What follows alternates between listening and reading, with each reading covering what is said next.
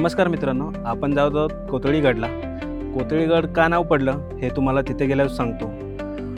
तसंच याला पेठचा किल्ला असेही म्हणतात, कारण पायथ्याशी असलेल्या पेठची वाडी यावरून या किल्ल्याला पेठचा किल्ला असं नाव पडलं असावं. तसेच हा किल्ला छोटेखानी असला तरी याचा इतिहास हा रक्तरंजित आहे. आणि जर याची माहिती तुम्हाला मराठी इंग्रजी कागदपत्रात भेटत नसेल तरी मोगली कागदपत्रात तुम्हाला याची नोंद नक्कीच भेटते तुम्हाला. छत्रपती संभाजी महाराजांच्या काळात या किल्ल्याला एक वेगळंच महत्त्व प्राप्त झालं होतं. तर पाहूया कसा आहे हा किल्ला.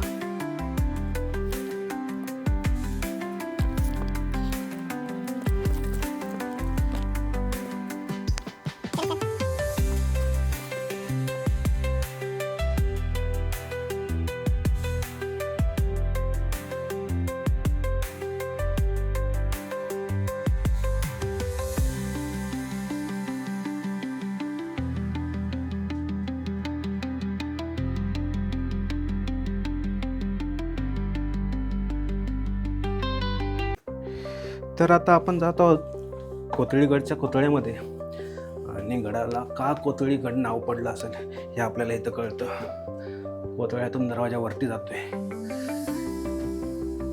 पूर्ण या सगळ्या पायऱ्या कोतळ्यातून वरती गेलेल्या आहेत, पाहू शकता.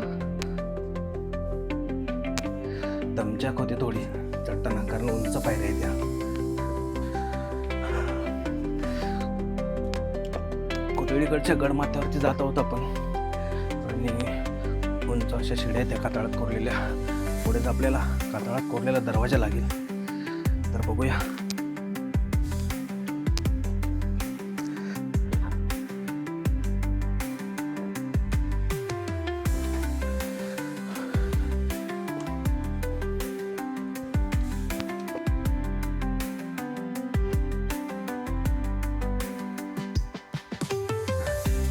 छोटेखानी एक छोटंसं खेडेगाव आहे, जे की कोतळीगडच्या डोंगरावरती वसलेलं आहे.